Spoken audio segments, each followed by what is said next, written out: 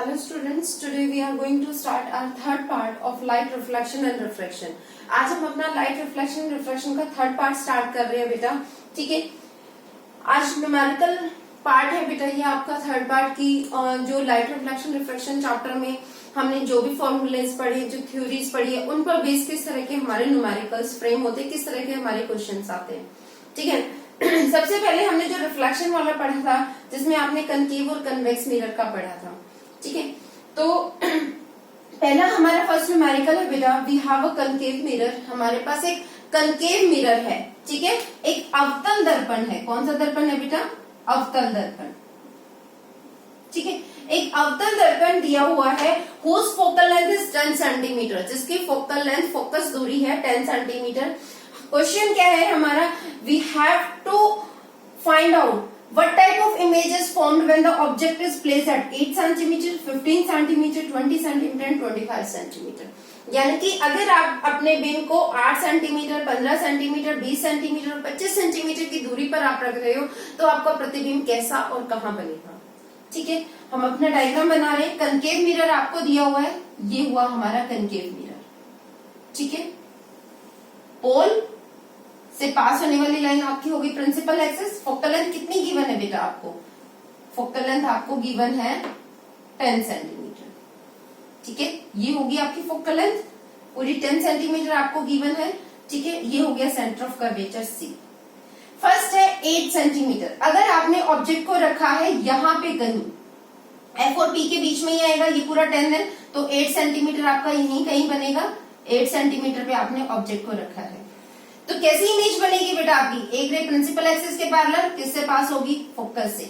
ठीक है, किसी भी एंगल से इंसिडेंस हुई, ठीक है, तो वो उतने ही एंगल से रिफ्रैक्ट होगी. इनको आप जब बैकवर्ड डायरेक्शन में प्रोड्यूस करोगे तो आपकी इमेज यहां बनेगी. कैसी इमेज बनेगी बेटा? अगर आपने 8 सेंटीमीटर पे रखा तो आपकी इमेज बनी वर्चुअल एंड इरेक्ट. कैसी इमेज बनी बेटा आपकी? Virtual and erect. आपका आभासी प्रतिबिंब बन रहा है और एनलार्ज और बड़ा प्रतिबिंब बनेगा. ठीक है, ये क्लियर है. नेक्स्ट, अगर आप ऑब्जेक्ट को रख रहे हो 15 सेंटीमीटर पे, अब हमने ऑब्जेक्ट को कहाँ रखा है बेटा? 15 सेंटीमीटर पे. फर्स्ट में समझ आया, वर्चुअल एंड इरेक्ट, आभासी प्रतिबिंब आपका बनेगा. ठीक है, अब हमने ऑब्जेक्ट को कहाँ रखा है बेटा? 15 सेंटीमीटर पे. ये हुआ आपका पोल, फोकस, सेंटर पॉइंट. ठीक है, फोकस दूरी आपकी कितनी गिवन है? 10 सेंटीमीटर. तो सेंटर ऑफ कर्वेचर कितना हो जाएगा? उसका डबल होगा, 20 सेंटीमीटर. ठीक है, आर उसका डबल होता है ना, are is equal to 2f आपका होता है, तो आर आपका हो जाएगा 20 सेंटीमीटर. एफ अगर 10 है तो. ठीक है, 15 सेंटीमीटर यानी कि बिटवीन सी एंड एफ. तो अपने केसेस रिकॉल करो. अगर बिटवीन सी एंड एफ है तो आपकी इमेज कहाँ बनेगी? यहां बनेगी, beyond the C. Real and inverted image आपकी बनेगी बेटा. कैसी बनेगी? रियल, इन्वर्टेड एंड मैग्नीफाइड, और थोड़ी सी बड़ी. ठीक है, आया समझ में? नेक्स्ट है, अगर आपने ऑब्जेक्ट को रखा है बेटा 20 सेंटीमीटर पे, यानी कि अब आपने बेटा अपने ऑब्जेक्ट को कहाँ रखा है? सी पे. क्या करो, वो केस क्या था? अगर आप ऑब्जेक्ट को सी पे रख रहे हो तो आपकी जो इमेज है वो सी पर ही बनेगी और सेम साइज की बनेगी. सेम साइज की रियल बनेगी एंड इन्वर्टेड बनेगी. अगर आपने सी पे रखा है तो इमेज सी पर ही बनेगी, सेम साइज की बनेगी, रियल एंड इन्वर्टेड बनेगी. नेक्स्ट है 25 सेंटीमीटर. 25 सेंटीमीटर है यानी कि आपने ऑब्जेक्ट को कहाँ रखा है? Beyond the C.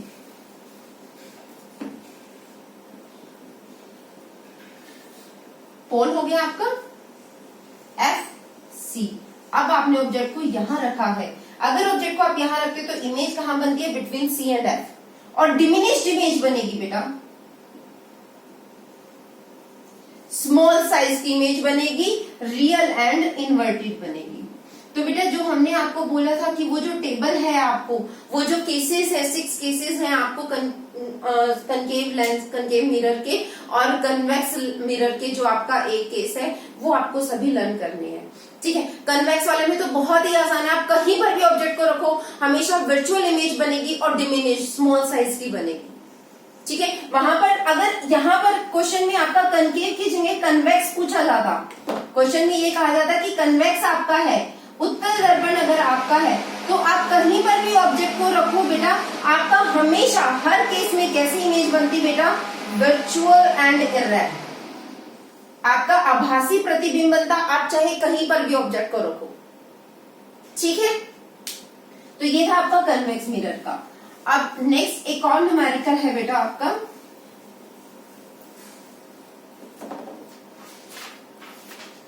Next numerical है, आपको बताना है find the size, nature and position of the image when the object of size 1 centimetre, object का साइज आपको दे रखा है 1 सेंटीमीटर, यानी कि आपको h1 दे रखा है, ऑब्जेक्ट हाइट आप h1 लेकर चलते हो, h2 आपकी इमेज हाइट होती है। ठीक है, is placed at a distance of 15 centimetre from a concave mirror. कौन सा मिरर है बेटा आपके पास, अब की बार हमें कनकेव मिरर दे रखा है, तो कनकेव मिरर बना लेते हैं। ठीक है, प्रिंसिपल एक्सिस जो पोल से पास हो रही है। ठीक है, इसमें हमें जो जो चीजें दे रखी हैं वो हम लिख लेते हैं। प्लेस एट अ डिस्टेंस, आपने ऑब्जेक्ट को, ऑब्जेक्ट डिस्टेंस आपको दे रखा है, कितना दे रखा है 15 सेंटीमीटर। ऑब्जेक्ट डिस्टेंस हमेशा नेगेटिव होता है, always remember that the object distance is negative. Object, क्योंकि हम उसको हमेशा लेफ्ट साइड रखेंगे, जो भी चीज लेफ्ट साइड होगी वो नेगेटिव होगी, राइट हैंड साइड जो होगी वो पॉजिटिव होगी आपकी। ठीक है, और इसकी फोकल लेंथ आपको दे रखी है, वो दे रखी है 10 सेंटीमीटर। कनकेव लेंस है तो फोकल लेंथ भी आप क्या लोगे बेटा, कनकेव मिरर में फोकल लेंथ भी आपकी क्या रहेगी, नेगेटिव रहेगी। ठीक है, कनकेव में आपकी फोकल लेंथ भी क्या होगी, नेगेटिव होगी। तो ये आपका हो गया फोकस, ये हो गया आपका सेंटर पॉइंट सी। ठीक है, इन्होंने कहा है हमारे पास आपको साइज नेचर बताना है। साइज और नेचर हम कैसे बताएंगे, साइज और नेचर बताने के लिए पहले तो आपने ऑब्जेक्ट को रखा है 15, फोकल लेंथ हो गई आपकी। थोड़ा सा हम एक रफ आइडिया ले लेते हैं अपने डायग्राम से, जो केसेस हमने डिस्कस किए हुए हैं कि फोकल लेंथ 10 सेंटीमीटर है इधर आपकी, तो ऑब्जेक्ट आपने ऑलमोस्ट कहाँ रखा है, सी और एफ के बीच में, क्योंकि आर जो हो गया वो 2f के बराबर होता है, तो ये आपका हो गया 20 सेंटीमीटर, यानी कि आपने यहाँ कहीं रखा है। तो एक बार अपने वो केसेस रिकॉल करो बेटा, आपने अगर ऑब्जेक्ट को सी और एफ के इन बिटवीन कहीं रखा है तो आपकी इमेज कैसी बनेगी, हमारी इमेज बनेगी कैसी, रियल एंड इन्वर्टेड और बियॉन्ड द सी, है ना। तो थोड़ा सा क्वेश्चन तो आपका यहीं से सॉल्व हो गया। आपके वो केसेस आपने जब रिमाइंड किए कि सी और एफ के इन बिटवीन अगर आपने ऑब्जेक्ट को रखा है तो बियॉन्ड द सी आपकी इमेज बनेगी रियल एंड इन्वर्टेड बनेगी। बस आपको V और कैलकुलेट करना है कि V कितना, कि कहां बनेगी, एक्चुअल में पोजीशन क्या होगी वो और आपको निकालनी है। ठीक है, तो उसके लिए हम क्या करेंगे, अपना लेंस दिया हुआ है तो लेंस फॉर्मूला हम यूज करेंगे 1/f is equal to 1/v minus 1/u, mirror formula. ठीक है, 1/f is equal to 1/v plus 1/u। f हो गई आपकी फोकल लेंथ, कितनी है, -10। ठीक है बेटा, साइन कन्वेंशन बहुत जरूरी है, जो चीज नेगेटिव आपको लेनी है उसको नेगेटिव लो, और जो आपको पॉजिटिव लेनी है उसको पॉजिटिव लो। ठीक है, v आपको कैलकुलेट करना है, u कितना है आपका -15, तो यहां से आपका 1/v कितना आ जाएगा, -1/10 प्लस 1/15। ठीक है, तो बेटा जब आप इसको सॉल्व करोगे तो यहां से v हमारा निकल कर आएगा -30 सेंटीमीटर। v कितना आएगा, -30 सेंटीमीटर, यानी कि आपकी इमेज यहीं बनेगी, और कितने डिस्टेंस पे बनेगी, ये तो था आपका जहां पे आप ऑब्जेक्ट रखते हो, ये होता है u, और जहां आपकी इमेज बन के आएगी पोल से, ये होता है आपका v, और ये आपका कितना निकल कर आया है 30 सेंटीमीटर। ठीक है, तो और नेचर तो आपने बता ही दिया, रियल एंड इन्वर्टेड बनेगी। मैग्निफिकेशन और कैलकुलेट कर लेते हैं। मैग्निफिकेशन क्या होती है आपकी, h2/h1। अगर आपको हाइट गिवन है तो आप ये फॉर्मूला लगाओगे, और अगर आपको v और u दे रखा है तो आप फॉर्मूला लगाओगे माइनस के v/u। ठीक है, v कितना है आपका -30, माइनस माइनस प्लस हो जाएगा, और u आपका है -15। तो मैग्निफिकेशन कितनी निकल कर आई, -2। मैग्निफिकेशन माइनस आई, नेगेटिव आई। हमने आपको बताया था बेटा लास्ट वीडियो में, अगर मैग्निफिकेशन नेगेटिव निकल कर आती है इसका मतलब आपकी रियल एंड इन्वर्टेड इमेज बनेगी। ठीक है, और कितनी बनेगी, वो मैग्नीफाई होकर आएगी, यानी कि आपका जो h2 होगा that is twice of h1। ठीक है, मैग्नीफाइड डबल साइज की आपकी इमेज बनकर आएगी, ठीक है, डबल बनकर आएगी। तो ये क्वेश्चन क्लियर है। तो इस तरह के क्वेश्चंस आपके आते हैं बेटा यहाँ पे। नेक्स्ट आपका जो है वो रिफ्रैक्शन वाले से हम ले रहे हैं एक न्यूमेरिकल। रिफ्रैक्शन में हमने बेटा आपको स्नेल्स लॉ करवाया था। स्नेल्स लॉ क्या कहता है?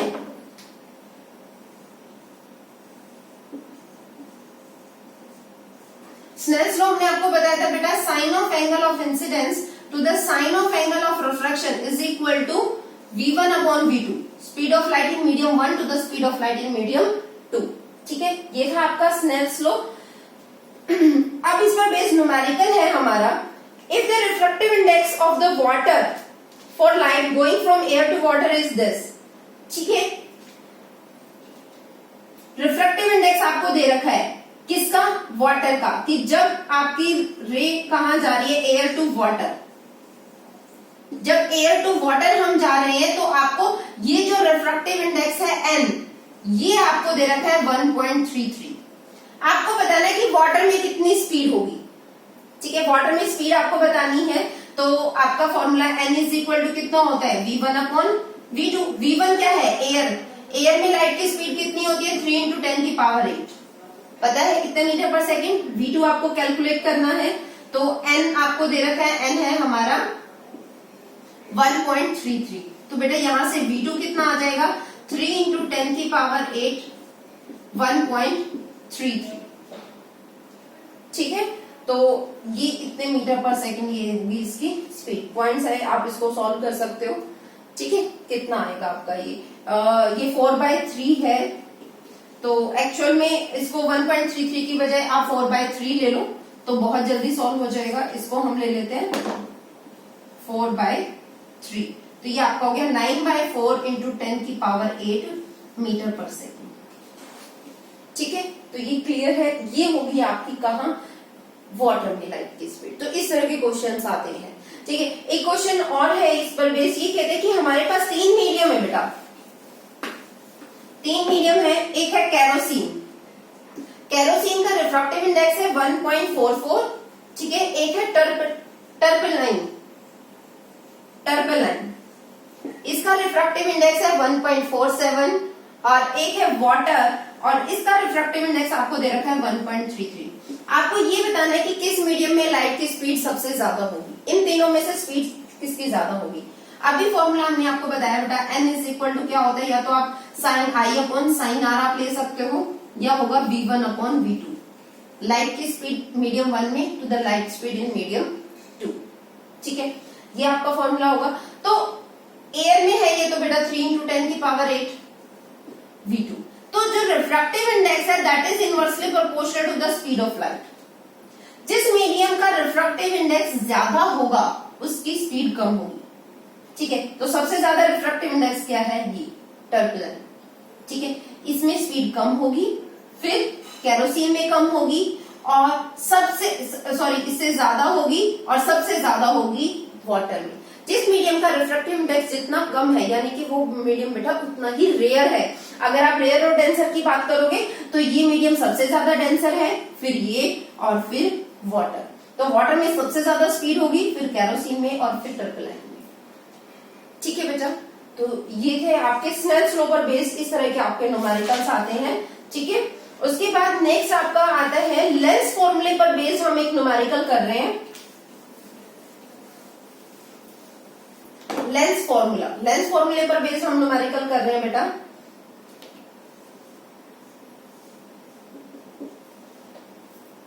If an object of 7 centimetre height, object की हाइट दे रखी है, यानी कि आपको दे दिया बेटा h1 7 सेंटीमीटर। ठीक है, is placed at a distance of 12 centimetre from a convex lens. एक कन्वेक्स लेंस है, कन्वेक्स लेंस से कितनी दूरी पे रखा है? जो ऑब्जेक्ट डिस्टेंस होता है बेटा वो आपका क्या होता है? u, और u हमेशा हम क्या लेते हैं? नेगेटिव। यानी कि एक उत्तल लेंस से आपने 12 सेंटीमीटर की दूरी पर एक बिंब को रखा है। 12 सेंटीमीटर बिंब की जो दूरी होती है वो u होता है, ऑब्जेक्ट डिस्टेंस। ठीक है, वो आपका 12 सेंटीमीटर है। ठीक है।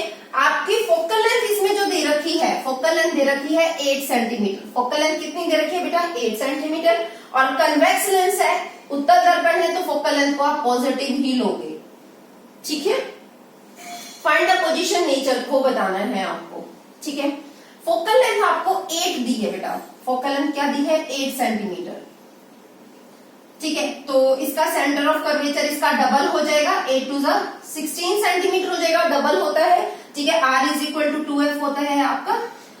आपने ऑब्जेक्ट को कहां रखा है बेटा? 12, तो 12 आएगा आपका in between C and F. कहीं आपने यहाँ पे ऑब्जेक्ट को रखा है 12 सेंटीमीटर पे। कहाँ रखा है? 12 centimetre means in between C and F कहीं आपने अपना ऑब्जेक्ट को रखा है, जिसकी हाइट कितनी है? 7 सेंटीमीटर। हाइट कितनी है बेटा आपकी? 7 सेंटीमीटर, ठीक है। आपको ये बताना है इमेज कहाँ और कैसी बनेगी, आपको पता ही है। तो इमेज आपकी कहाँ बनेगी बेटा? आपकी इमेज बनेगी सी और एफ के बीच में रखा है तो बियॉन्ड द सी, यहाँ आपकी इमेज बनेगी इसकी। तो आपको ये v कैलकुलेट करना है बेटा कि v कितना होगा, इमेज कहाँ बनेगी। ये तो आपको पता ही चल गया, रियल एंड इन्वर्टेड इमेज बनेगी और मैग्नीफाइड और थोड़ी सी बड़ी इमेज बनेगी। देखो अगर आपने बेटा ये सभी केसेस बहुत अच्छे से किए हैं लेंस के और मिरर के, तो देखो बेटा हाफ क्वेश्चन तो आप ऐसे ही सॉल्व कर देते हो, ठीक है। आपको न्यूमेरिकल सॉल्व करने की जरूरत नहीं है, आपको एक रफ आइडिया यहीं से हो गया कि इमेज कहाँ और कैसी बनेगी, ठीक है। अब हम अपना लेंस फॉर्मूला यूज कर रहे हैं। लेंस फॉर्मूला है आपका 1/f is equal to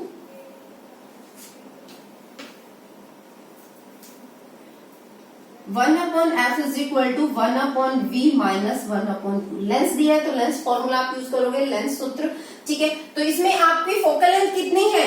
1/8। v आपको निकालना है बेटा और u आपको कितना दे रखा है? -12। माइनस माइनस प्लस हो जाएगा, तो यहां से आपका 1/v कितना निकल कर आएगा? 1/8 माइनस 1/12, ठीक है। जब बेटा आप इसको सॉल्व करोगे तो यहां से v आपका निकल कर आएगा 24 सेंटीमीटर और ये प्लस ही निकल कर आना चाहिए क्योंकि लेंस में आपकी जो इमेज यहाँ बन रही है वो राइट हैंड साइड बन रही है, तो v आपका पॉजिटिव ही निकल कर आएगा 24 सेंटीमीटर, ठीक है। तो इस तरह से अब आपको ये पता चल गया तो इमेजेस की जो आपका प्रतिबिंब बनेगा वो 24 सेंटीमीटर पे बनेगा, सीधा बने वास्तविक बनेगा, उल्टा बनेगा और बड़े साइज का बनेगा। कितना बड़ा बनेगा वो कौन बताता है? आवर्धन, मैग्निफिकेशन। तो हम मैग्निफिकेशन और निकाल लेते हैं बेटा, हम अपना m और निकाल रहे हैं। m कितना होता है? h2/h1 और होता है, अगर हम लेंस की बात करें तो उसमें हम यूज करते हैं v/u, माइनस v/u होता है आपका मिरर में, ठीक है। v आपका निकल कर आया बेटा 24 और u कितना है आपका? -12, 2, तो मैग्निफिकेशन कितनी निकल कर आई? -2, ठीक है। मैग्निफिकेशन नेगेटिव है, नेगेटिव का मतलब कैसी इमेज बनेगी? रियल एंड इन्वर्टेड, वास्तविक प्रतिबिंब बनेगा और उल्टा बनेगा। अगर मैग्निफिकेशन पॉजिटिव निकल कर आती इसका मतलब वर्चुअल बनेगा, ठीक है। अब कितना बनेगा? मैग्निफिकेशन आपकी निकल कर आई है बेटा 2 और वो होती है h2/h1, ठीक है। h1 आपको दे रखा है 7 है, h2/h1, h1 हुआ आपका 7, तो यहां से h2 कितना आ जाएगा? h2 आ जाएगा आपका 2 into 7, इट मीन्स 14 सेंटीमीटर। तो आपकी ये जो इमेज बनकर आएगी वो ऑलमोस्ट डबल साइज की बनकर आएगी 14 सेंटीमीटर की, और कहां बनेगी? 24 सेंटीमीटर डिस्टेंस में बनेगी। कैसे बनेगी? रियल एंड इन्वर्टेड बनेगी, ठीक है। तो इस तरह के आपके न्यूमेरिकल्स आते हैं, क्वेश्चंस इस तरह के आपके फ्रेम होते हैं कि आपसे ये पूछा जाता है कहां और आपका कैसा प्रतिबिंब बनेगा, ठीक है बेटा। तो आई होप आपको ये सभी पॉइंट्स क्लियर हैं। एक अगर आप चाहते हो तो हम पावर ऑफ लेंस पे भी हम डिस्कस कर सकते हैं एक न्यूमेरिकल, ठीक है। A lens has a power -2.5 dioptre, ठीक है। एक लेंस है बेटा जिसकी पावर आपको दे रखी है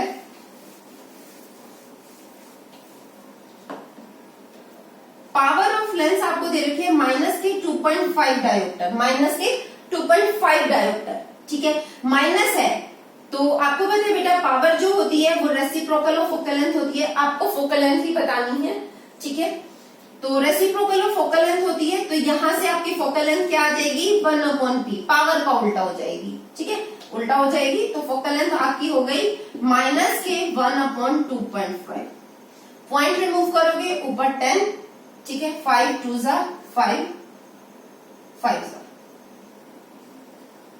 तो फोकल लेंथ आ गई आपकी माइनस के 2/5 मीटर।